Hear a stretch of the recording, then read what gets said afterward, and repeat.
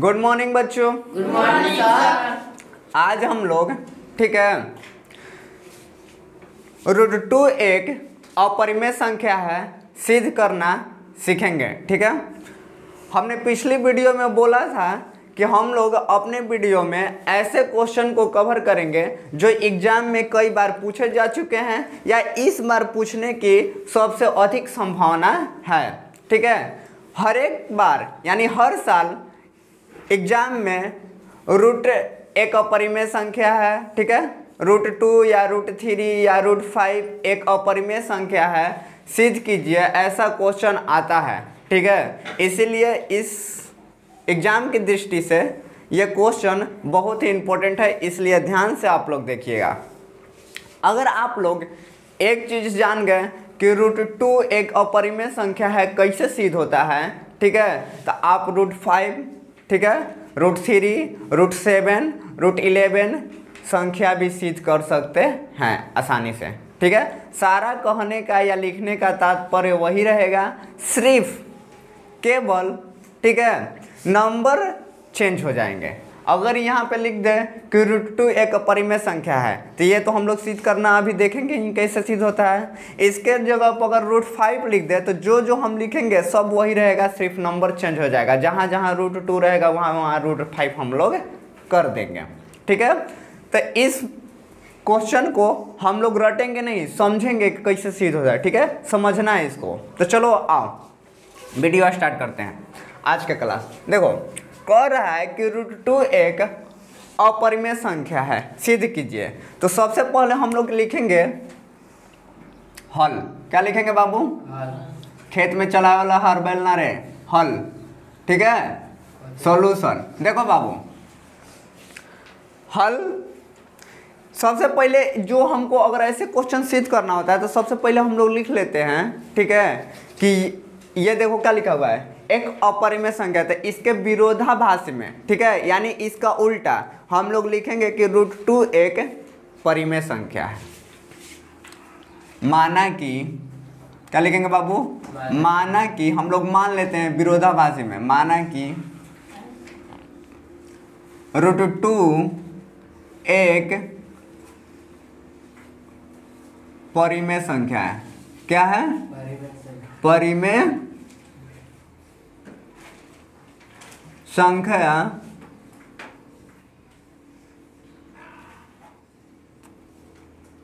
है।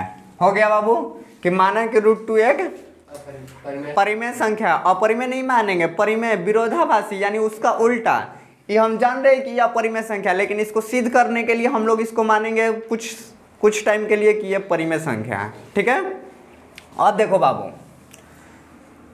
√2 एक परिमेय संख्या है तो आप लोग जानते हो कि परिमेय संख्या किसे कहते हैं? वैसी संख्या जिसे p/q के रूप में लिख सकते हैं उसे हम लोग क्या कहते हैं? परिमेय संख्या। लेकिन q is not equal to 0, यानी वैसी संख्या जिसे हम लोग आटा बाटा के रूप में लिख सकते हैं उसे हम लोग परिमेय संख्या कहते हैं। ठीक है, तो आओ इसको हम लोग लिख देते हैं आटा बाटा के रूप में, यानी भिन्न के रूप में, p/q।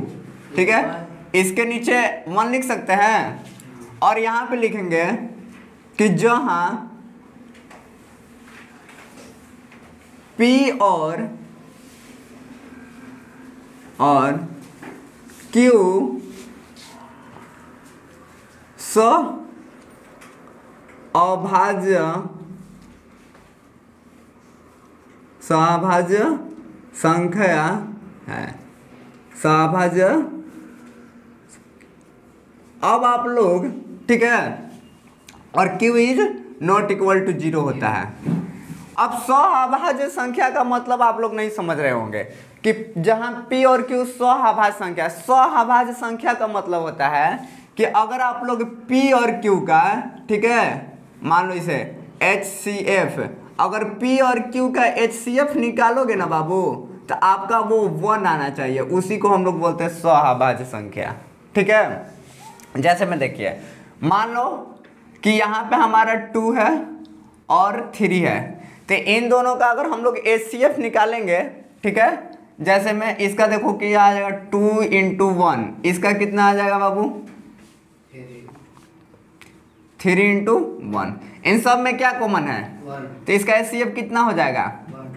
तो ये अपने मानक रूप में है, स्टैंडर्ड फॉर्म में है, ठीक है। उसी को हम लोग स्व अभाज्य संख्या कहते हैं, यानी वैसी दो संख्या जिसका हम लोग HCF निकालें, ठीक है, तो 1 आना चाहिए। वैसी दो संख्या जिसका हम लोग HCF निकालें तो क्या आना चाहिए? 1। उसे हम लोग बोलेंगे कि यह स्व अभाज्य संख्या है। समझ में आ रही बात है? चलो अब इधर हम लोग देख रहे हैं कि यहाँ पे हम लोग, है ना, अगर बराबर के एक साइड बट्टा में हो और बराबर के दूसरी साइड बट्टा में है तो हम लोग जानते हैं कि क्रॉस मल्टीप्लिकेशन करते हैं, यानी तिरछा तिरछी मल्टीप्लाई करते हैं। हाँ, तो चलो यहाँ पे अगर इसमें करेंगे p एकम p, इसमें q में √2 से गुना कर दिया तो √2q, ठीक। अब लिखेंगे दोनों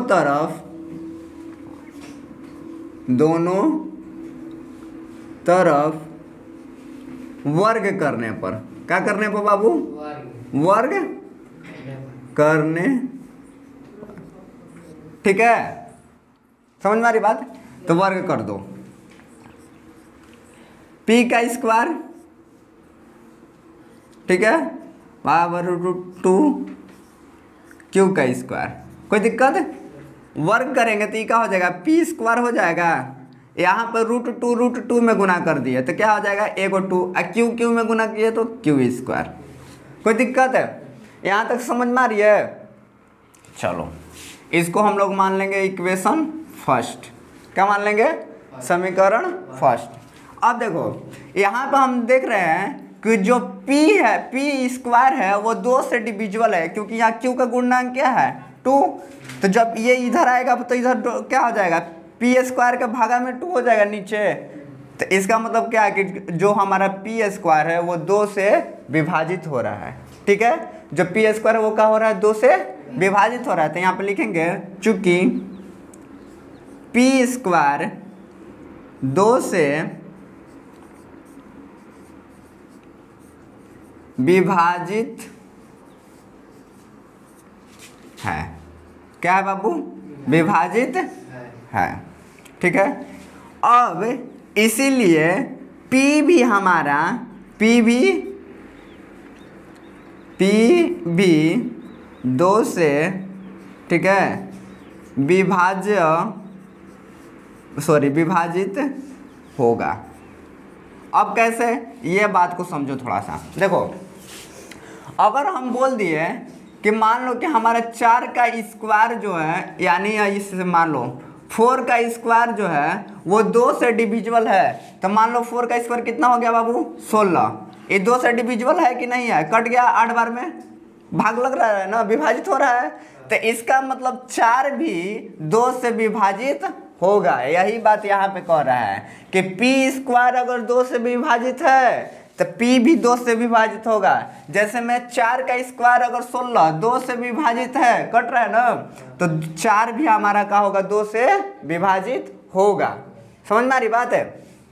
चलो अब इसके बाद हम लोग लिखेंगे यहाँ पे पुनः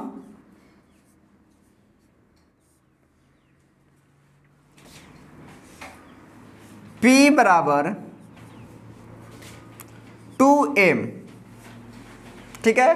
अब जो संख्या यहाँ पे रहता है उसी को हम लोग मानते हैं, इतना ध्यान रखना। जो संख्या यहाँ पे रहेगा इक्वेशन 1 में उसी को हम लोग माने, p बराबर 2m। कोई दिक्कत है? चलो अब लिखेंगे दोनों तरफ वर्ग करने पर, दोनों तरफ वर्ग करने पर, ठीक है। अब उसी कंडीशन को फिर से दोहराएंगे। अगर दोनों तरफ वर्ग करना है, इसका मतलब इसको वर्ग करेंगे क्या हो जाएगा? p square. इसको वर्ग करेंगे तो क्या हो जाएगा? 2m का स्क्वायर, ठीक है बाबू। अब चलो यहाँ क्या हो जाएगा? p स्क्वायर इक्वल टू 2 में गुना कर देंगे कितना हो जाएगा? 4। m में गुना करेंगे तो m स्क्वायर। समझ में आ रही बात है? एक ही रखो यहाँ पे। अब एक बात बताओ, देखो तो p स्क्वायर है हमारा, यहाँ पे p स्क्वायर का मान समीकरण 1 से क्या मिला है? पुट कर दे यहाँ पे। तो लिखेंगे यहाँ पे पी स्क्वायर बराबर 2q² equal to 4m square, कहाँ से जी? तो समीकरण 1 से, समीकरण 1 से ऐसे लिखो, समीकरण 1 से। समझ में आया? कैसे? देखो ये पी स्क्वायर है, पी स्क्वायर का मान क्या है, कितना है देखो यहाँ पे, तो ये वाले मान को हम लोग यहाँ पे पुट कर दिए पी स्क्वायर के जगह पे, ठीक है, कोई दिक्कत है? अब यहाँ पे देखो q² इक्वल टू, ये देखो इधर क्या है गुणा में, तो इधर जाएगा तो क्या हो जाएगा, तो 4/2 इधर क्या हो जाएगा, ठीक है, 4/2m स्क्वायर हो जाएगा, क्योंकि ये जो दो इधर जो गुना में था तो इधर क्या हो गया भागा में, अब ये कट जाएगा, ठीक है। इसके बाद वाला इधर यहाँ पे देख लो, देखो अब यहाँ पे हम लोग क्या लिख सकते हैं, q² equal to 2m square, क्यों? क्योंकि ये जो है 2 से कट गया 4 2 बार में, ठीक है, कोई दिक्कत है? अब यहाँ से हमें क्या मालूम चल रहा है कि m का स्क्वायर, m का गुणज क्या है, गुणज मतलब गुना किस है, 2 से, इसका मतलब q भी हमारा 2 से डिविजुअल होगा, जैसे यहाँ पे देखो दिख रहा है, यहाँ भी q का स्क्वायर क्या था 2, तो यानी p 2 से गुना हुआ है, डिविजुअल हुआ, ठीक है। उसी तरह यहाँ पे q है दिख रहा है, इसके पहले क्या लगा हुआ है गुने में 2, तो 2 यहाँ पे आएगा तो क्या हो जाएगा भागे में, तो इसका मतलब क्या हो जाएगा, q² भी 2 से डिविजुअल है, यानी q² भी 2 से भाग लगेगा, तो यहाँ पे लिखेंगे, यहाँ पे चूंकि q² है ना 2 से विभाजित या विभाजित है यानी कट रहा है, ठीक है, इसीलिए q भी 2 से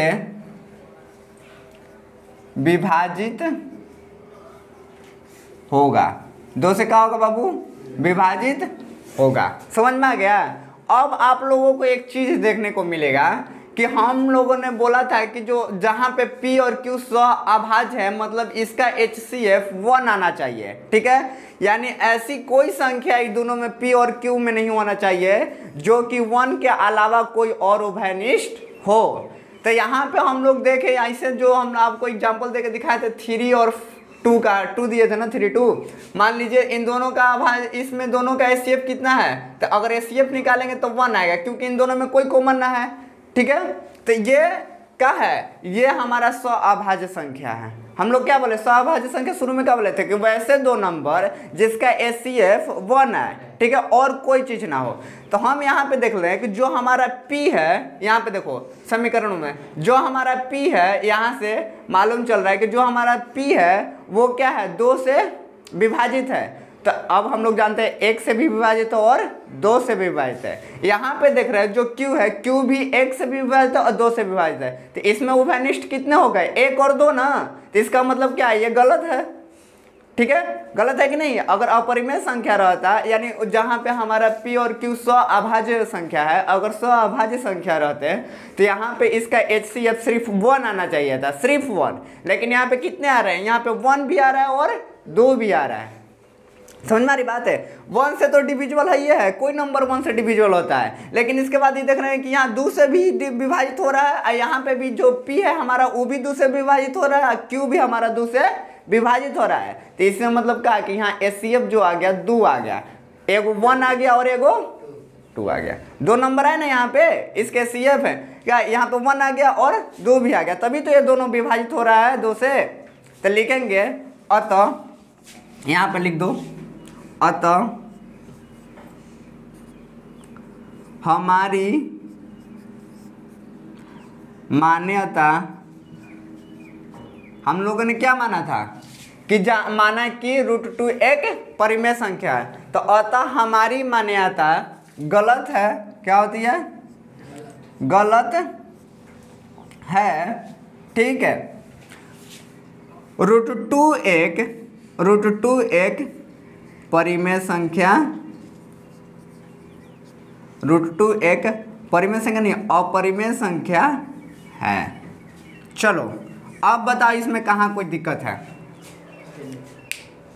हम लोगों ने क्या बताया, फिर से ध्यान समझ लो। हमने क्या बताया कि अगर ऐसे क्वेश्चन को जब बोले कि √2 एक अपरिमेय संख्या है, √5 एक अपरिमेय संख्या है, √7 एक अपरिमेय संख्या, ऐसे पर प्रश्नों को सिद्ध करने के लिए हम लोग क्या करते हैं कि मान लेते हैं उसका उल्टा और विरोधाभास में, कि माना कि √2 एक परिमेय संख्या है। क्या मान लिए, √2 एक परिमेय संख्या, हमको सिद्ध क्या करना है, अपरिमेय। तो अपरिमेय सिद्ध करने के लिए सबसे पहले हमको परिमेय मानना होगा। तो माना कि √2 एक परिमेय संख्या है। तो अपरिमेय संख्या कैसे होता है, भिन्न के रूप में, p/q के रूप में। लेकिन जहाँ पे p और q का है सअभाज्य संख्या, सअभाज्य संख्या मतलब इसका HCF क्या आना चाहिए, 1 आना चाहिए। वैसी दो संख्या जिसका HCF 1 आता है वही सअभाज्य संख्या कहलाती है। समझ में आ रही बात है। चलो, तो इसके दोनों तरफ तिरछा तिरछी गुना कर दिए, फिर दोनों तरफ वर्ग कर दिए, वर्ग करने पर सम इक्वेशन 1 आ गया हमारा। ठीक है, तो अब हम यहाँ पे देख रहे हैं क्या, इसका गुणनक क्या है जी, 2 है। इसका मतलब हमारा जो p² है 2 से भी विभाजित हो रहा है, इसलिए p भी हमारा 2 से विभाजित होगा। दिखाए थे एग्जाम्पल में करके। जो 4 है, 4 का स्क्वायर 16 2 से विभाजित हो रहा है, तो इसका मतलब 4 भी 2 से विभाजित होगा। हुआ था ना। अब देखो, तो पुनः फिर मान लिए p बराबर 2m, p बराबर 2m, हम वही संख्या को मानेंगे जो हमारा इक्वेशन 1 में रहेगा। तो दोनों तरफ वर्ग कर दिए, दोनों तरफ वर्ग कर दिए। देखो फिर वही क्रिया। अब यहाँ पे देखें p², यहाँ पे देखो इक्वेशन फर्स्ट से p² का मान है, p² का मान यहाँ पे पुट कर दिए, रख दिए। तो अब इसको क्या कर दिए बाबू कि इधर ही गुना में था, इधर ला दिया, भागा में आ गया, 4 2 से कट गया, 4 का हो गया 2 से कट गया 2 बार में। तो q² बराबर क्या आ गया, 2m। अब इसके पहले देखो तो क्या लगा है, 2, इसका मतलब q भी 2² से विभाजित होगा, क्योंकि यहाँ पे 2 आ गया, इसका मतलब q भी 2 से विभाजित होगा।